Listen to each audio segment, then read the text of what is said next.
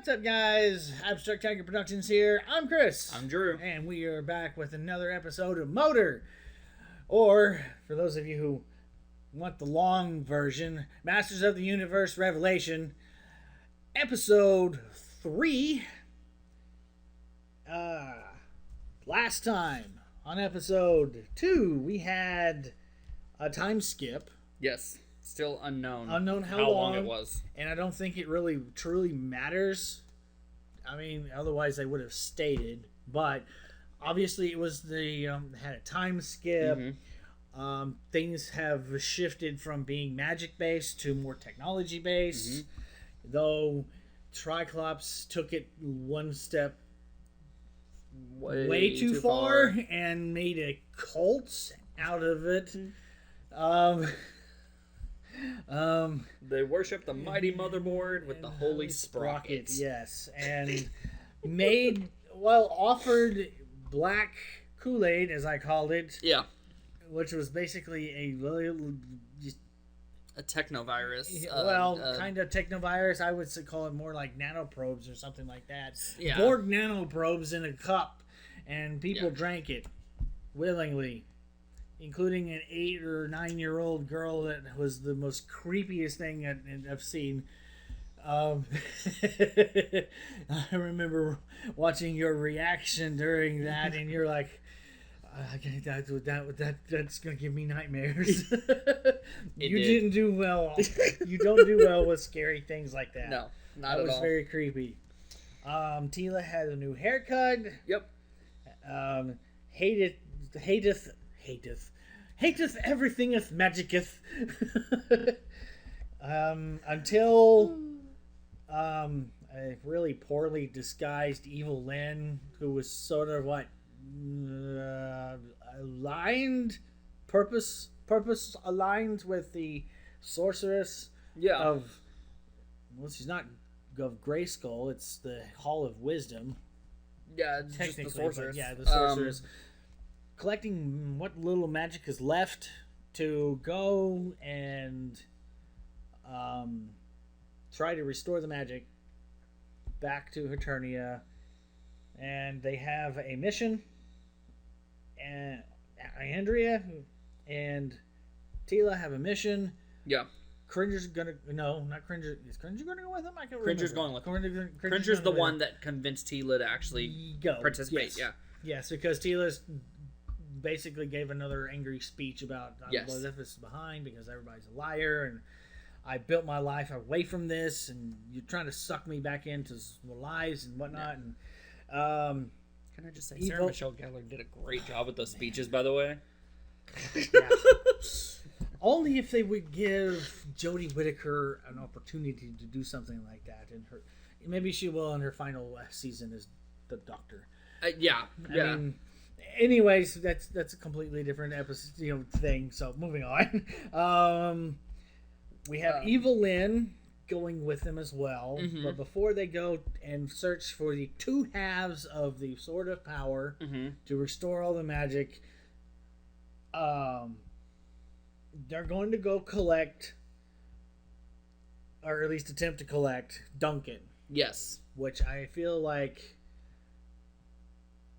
if they follow the trope, he's gonna, no, I'm not gonna, no, I'm not gonna, no, I'm not gonna, okay, fine, I will. Yeah. Because the sorceress, whatever, asked me whatever, but who knows? Formerly the former Man-at-Arms. Yes, he was banished by the king. Right after giving up his power to Tila. Well, the title. Yes, I mean, he was retiring, but... Yes. We don't know if he was still banished or not after Tila's little outburst there in that first episode. Because after she left, it just cut to her outside, and we don't know what happened in the palace. I mean, he could have still been banished. I would imagine he probably was. I don't know. I'm assuming he's still banished because he looked older and haggard, and his beard was disheveled. He still had that slick mustache, but he had a disheveled beard. He was Obi-Wan in episode 4. Yeah. Anyways, all right. I would have said he was episode 7 Luke. Okay, well, yeah. Completely isolated off on the island, give up on everything. Yeah. After Tila's outburst, he's like, you know what? She's right. I don't want to do this anymore either. He just resigned to the fact that, oh, well. He's very hermitish. Yes, he probably resigned to the fact that he's not going to have a relationship with his adopted daughter. Yeah. Until, I guess, she shows up on his door. In about 5 minutes. Yeah, or whatever. Whenever we decide to start the episode reaction, which is, let's count it down. No, I'm just kidding. 5 minutes, you said? Let's stretch this out. No, I'm kidding. All right. Let's get going in this. Ready? I don't have anything else to review. No, I'm ready when you are. I've been chomping at this for 2 weeks. Thank you, vacation. All right.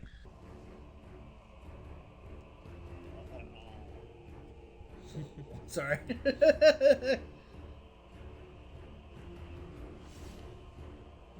Why does it still look like that? I was literally going to say the same thing. I was like, what's the point in having the gray skull? Most dangerous man in Eternia. No, it's the most interesting man in Eternia. I drink... No, never mind. Oh, another flashback. Indeed.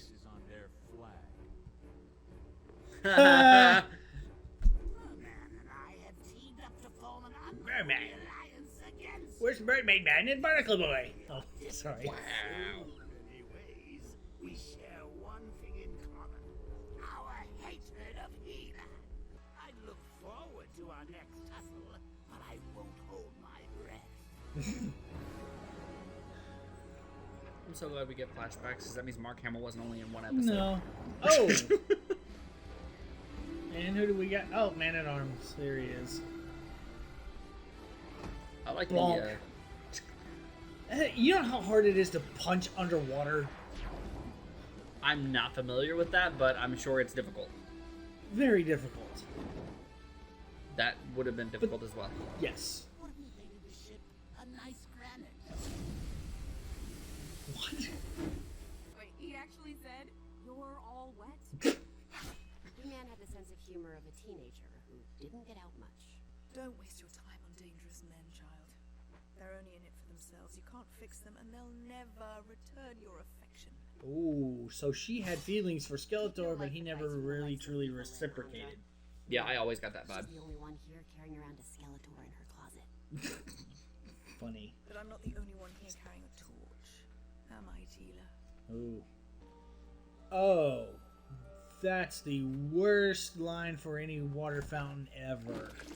Oh. That sucks. Oh! Okay. There's not enough magic to go around, and you spill an entire cup of some of the only enchanted water left in Eternia? Oh! Again? I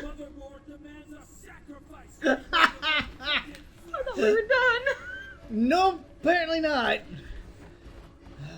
Motherboard defends the sacrifice.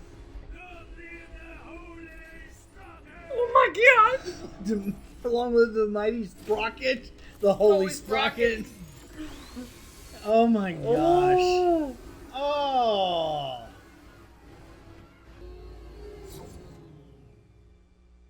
I shut it down! Who dares? We dare. Oh.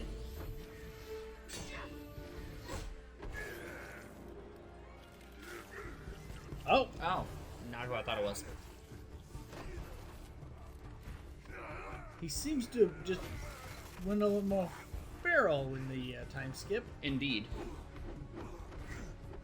Still has got his combat prowess, but All those eyes, and you still couldn't see me coming. You handled yourself well when you defended that old man. Being an old man is a subject I know a bit about. Duncan. If you give me another chance, I swear to you I'll... Ugh, we don't have time for these broken family theatrics. We need the skills of a man-at-arms. We?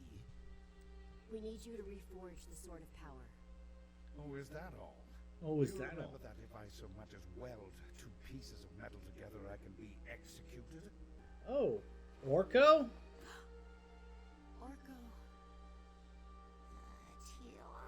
Oh, you're Is that you? very frail. Oh, because no magic. Sick. We came here to ask the disgraced man-at-arms for his help. So will you help us or not? I'm sorry. But my world-saving days are behind me. Let me come with you guys.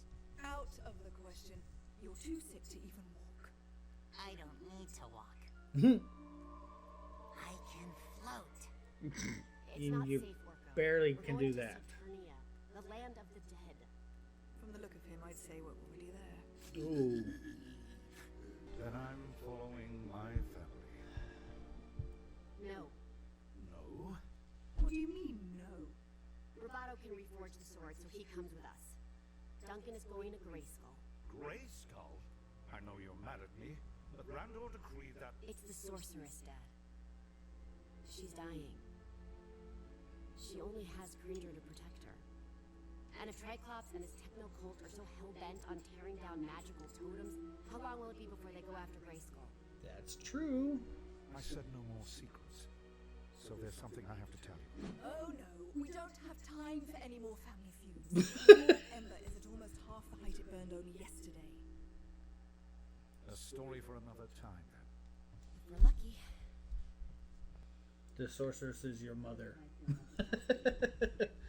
I'm thinking that's true because of the way she said, I just want to look at you one last time. What? Look at this. Of course I'll remember today. Why wouldn't I? I spent years fighting alongside Eternia's greatest warriors. And now, I forget more than I remember. All my memories just blur together. So, if you're gonna lead the life of an adventurer, Andra, you might want to keep a journal. Write down everything you ever do, even the silly stuff that you think is forgettable. Because when the adventures are over, that's all you're left with. Good friends and happy memories. Not nearly as scary as the trench from Aquaman. You're not wrong. Now you'll never forget Merman!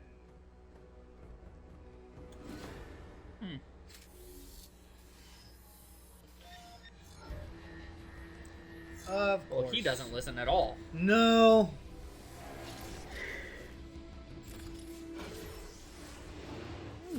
Upgrades.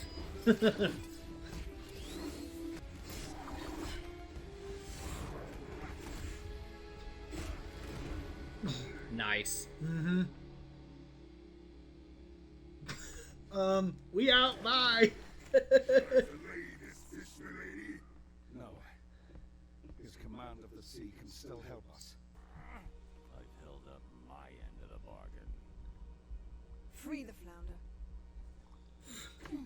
She really likes alliteration in her words, doesn't she? Sea Yeah. never forgets, Evelyn. That could not have been that deep where you can just dive in head first. So close to the shore. Something fishy about that guy. Oh, what? We were all thinking it. Ladies and gentlemen, the gate to Saturnia. The Black Obelisk. How do we open this thing? A very ominous black obelisk.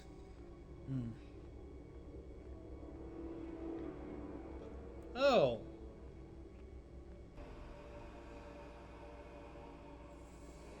It's like a cork. Yeah. This place is only darkness and terror. It's okay, too. I'm not afraid. Then you really are a fool. Yeah. If we get James Woods doing 80s.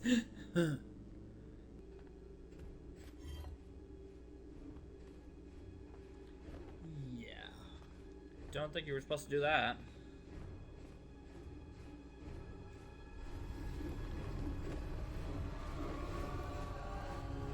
Maybe there's another one just like it on the other side. You have to put it in. That's it. All right. Okay. That seemed very short.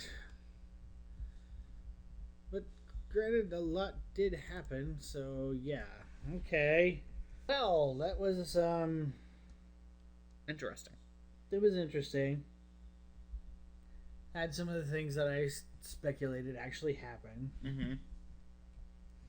Did not expect to see Orko. I don't know why. When he said a friend needs the magical water, it should have been flagged for me. The enchanted water, not, whatever. I expected to see Orko. I did not put together the fact that if magic is dying in Eternia, obviously Orko would also be dying. Yeah. Like, that did not click. And I completely forgot Roboto existed. I didn't even know he existed, so there you go. So, is Roboto actually that true here? He built him? Yes. Or did he just... Okay. Yes, he built him, and they put all of his neural pathways. There was a moment where, in comments, correct me if I'm remembering this wrong, he had to go on a mission. There was a possibility he wouldn't come back, but they wanted to preserve his memories. Oh, okay. And basically, when he came back, he was in a coma, and Roboto was the man-at-arms temporarily. Okay. I oversimplified way too much. Yeah. But yeah. And we had a very surprising appearance by the Cult of the Motherboard. Yes. And Triclops just rolls up into town saying, "A motherboard demands sacrifice." And yeah. I really thought we were done with the Triclops cult thing. I was hoping we were when we left him in Snake Mountain. We locked him in Snake Mountain. How did he get... Well, obviously, I know how he got out, but... Okay. I mean, obviously, we don't see eye to eye. I'm like, oh my gosh. That was unnecessary. The puns flieth freely. Oh. And then the only one that gets in trouble for making a pun was Andra. Yes. What? Everyone was thinking it. Even Duncan / Man-at-Arms was like, really, kid? Come on. Really, kid? I do want to see who the voice... Beastman? Beastman, I think... And Merman. Merman! Sorry. You're having way too much fun with that. Because I think we both think it's Clancy Brown.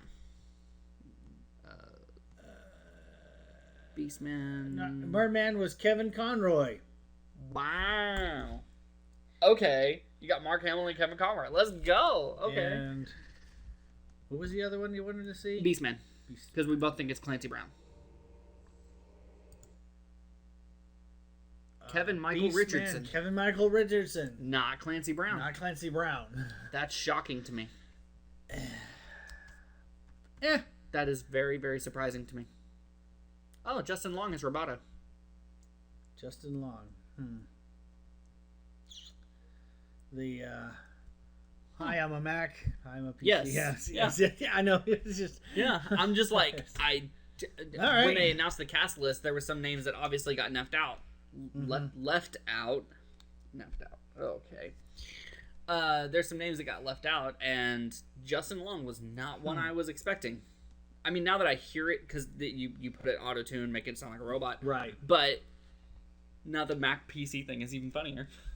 Because he's playing a computer. Yeah. The only thing that would have been more meta was Brent Spiner. But that would have been meta. Yeah. But not... Yeah. Okay, so... Yes. Kevin Michael Richardson. Kevin Michael Richardson, yep. I'm trying to remember who that is, and it's not clicking. I recognize the name, though. He's a very popular voice actor. Yes, he is. But I can't place it at all. Oh, he's done a bunch of different stuff. Geez, I don't know. He's been in Clone Wars. He's been in brain fart. I was like, I'm trying to think of what he looks like live action face. I don't know. My phone's on the other side of the room. So. Same here. The one thing that I enjoyed, and it was one of the surprisingly unsilly moments from Orko. Whenever he's talking to Andra on the ship, and he's talking to her about being a adventurer Mm-hmm. and whatever, and going all this, and he made mention that all of his memories are becoming like fuzzy and all run together and whatnot. He suggests making a journal. Yes. Yeah, which, That's really cool. yeah, That's- it is. It's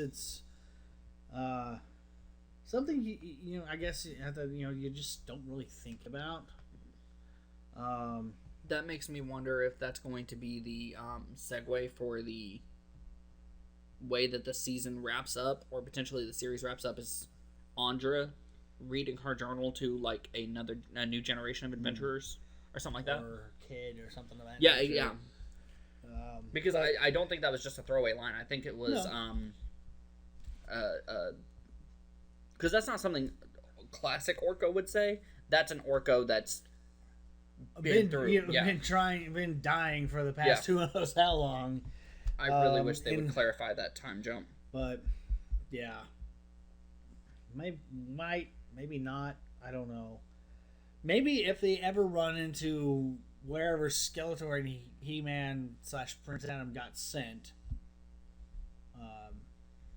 if they ever run into them.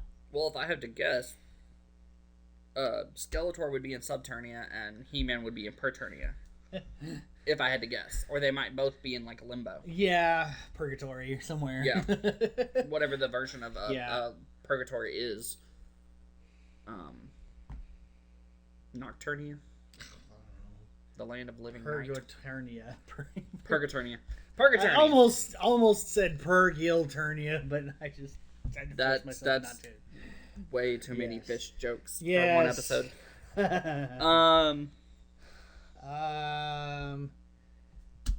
Apparently Merman has gotten a few more scars over the time period. Yeah, I think in the flashback, I don't think he had the one over his eye. Definitely. No, and the shape that it's in is even more interesting because it's a perfect crosshair.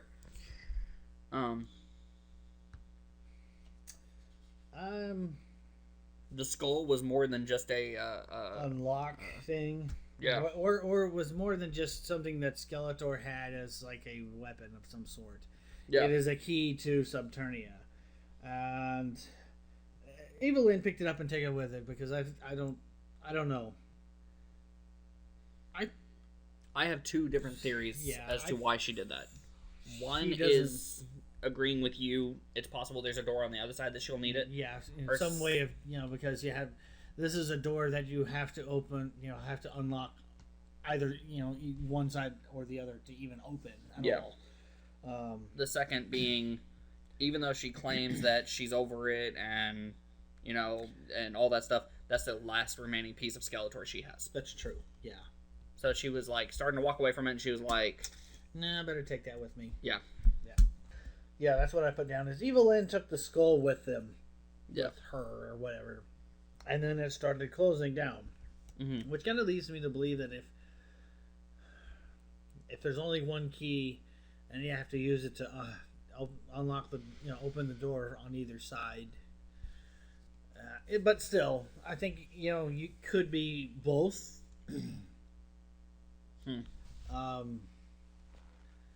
Plus, you don't want what's his face showing up and trying to ruin everything. Triclops. Triclops, yes. Trying to Triclops trying to assimilate the underworld. Well, maybe not assimilate, but destroy. I mean, come on. And if he follows suit, I mean, that would be one of the things he does not want to happen is finding for magic to return. To return. So he would probably be very apt or prudent or whatever the words is that my vocabulary is failing for me on right now. Yeah. That he would stop from them reforging it or getting it at all or whatever. So, it did feel very short though. It did. But now I think we finally have somewhat of a return to I say return to a little bit more, at least a little bit of forgiveness between Tila and her adopted father now. Yeah, absolutely. And now he's going back after coming in, being the old man that can still kick butt. Yeah. He's the old man at arms. The old man at arms. Back in my day, I didn't have to have 4 claws. Only 3. Gosh darn it, I was thankful. Sorry. One thing that's really bugging me is, if that's and I said this during the reaction. And Cringer was not with them. Apparently he stayed back and is protecting the sorceress. So yeah, I'm guessing I misunderstood that from my rewatch. Evil Lynn is using her staff. Yes. If that's the last bit of magic that's left in all of Eternia, that's all she knows. She's not. I figured she would have stayed back from the fight. Like no. She can fight without her staff. Her and Tila have gone fist to fist before. Okay. But what I'm saying is, she said, the cinder is half the size of what it was yesterday. Yeah. That's because you were blasting Triclops.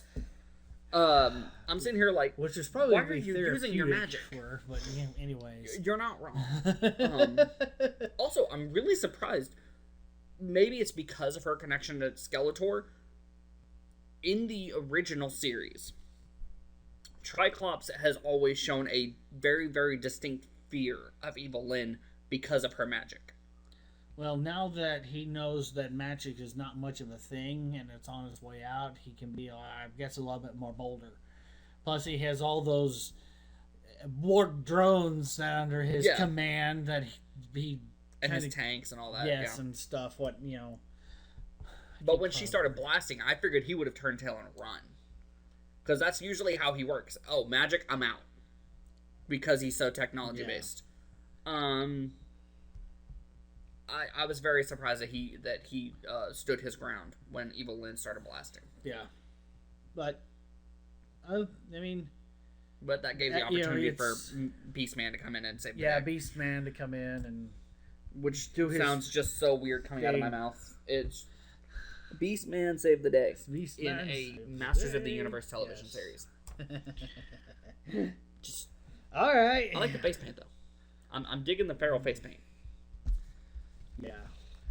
Anyways, I don't really have much else. I mean, it's progressing the story. Mm-hmm. We're getting ready to go into. I think these first. Unless they really, in the next 2 episodes, because we have 2 episodes left of this little drop that they've done, deal with the Subternia in this next episode, and then immediately the next following episode go to Preternia, or whatever it is. Whatever it was. Paternia. Heaven. Yes. I mean, I think they're going to be in this state for a while, unless they, do the 2 episodes in Subternia and then go out at the end of the final episode, the final 5th episode. I don't know. I mean, they have split the season up, and this is just the first half. And we're 3 episodes in, and we're just now getting to Subternia. But I don't know. Yeah, we got Subternia, Paternia. I don't want them to rush things and it just, well, okay, that was quick and done and over with. Wish we could have spent a little bit more time developing things, but okay. But then again, I don't want them to take too long and then be like, however, 5-6 months down the road before we get the next half. And what do we do? What's going on? Right. I think that was very Scooby-Doo there. What do we do? Actually, that's more like Tomcat. Anyways, whatever. I think the longest storyline-wise arc that they're going to do is Duncan trying to reforge the swords. Keeping Triclops at bay so that Duncan has time to reforge the sword. Yeah. I could see that going easily 2-3 episodes. 1 to 2 minimum. Because it's going to take a lot of effort. Right, It's not going to right. be like he walks I mean, in a forge yeah, and then walks back out a week later. Right. I mean, he even kind of made that little snide remarks. Oh, yeah, I'm just going to take... It's just as easy as taking two pieces of metal and sticking them together and welding them. Yeah, no big no big deal. He did not... He made it sound like it was like... Okay, you think I'm going to be doing this? Okay, sure, whatever. Because you got to think, it's not just getting the two swords together. It's you got to go to Subternia and get one sword. You got to go to Paternia and you got the second sword. You got to bring it back to Eternia or Eternos. Yes. You got to bring it to Grayskull. So you got all that travel going on. It's like a D&D quest at this point. Then you have to whatever relics. Except without the shopping montage. Yeah. Here's the shopping montage. And haggling the shopkeep down. Oh, come on. Is that really 6 gold? Come on. 5. Come on. Plus, they got to get whatever it takes to actually forge it. Not talking about the forge specifically, but say there's some specific quote-unquote ingredient that can only be found on the other side. Unobtainium. Yes. In Purgatorium. Purgatoria. Yeah. I mean, I'm sure there's some sort of... It's going to be... I could see it being 10 to 12 episodes easy. MacGuffin thing that we have to go and get next. I mean, it's a fetch quest. Yeah, but it's unlike the other shows that we have a tendency to react to on this channel. It's not one episode self-contained. It's moving the story along. Yeah. It flows more like a D&D quest. And I'm really enjoying it because He-Man was very monster of the week. What's Skeletor going to try this week? Skeletor was the Plankton. Going back to your SpongeBob reference. He was Plankton. It was like, how's he going to try and steal it this time? Okay, he was defeated. Let's try next week. There wasn't a lot of long story arcs. So the fact that this is all one story continuing on. With little missions each episode, I'm really, really having fun. Yeah. Yeah. So am I. And, looking forward to next week. Or next episode, I should say. Yeah. So, I don't have anything else to say. I'm good. I need to Google Kevin Michael Richardson. Yeah. Just his face. Who are you? Yeah. All right. Until next time, be sure to like, subscribe, ding the bell so you do not miss an episode. Also, check out our Patreon down there in the comments below. And we will see you next time on Motor. Bye-bye and be blessed. Motor. Motor.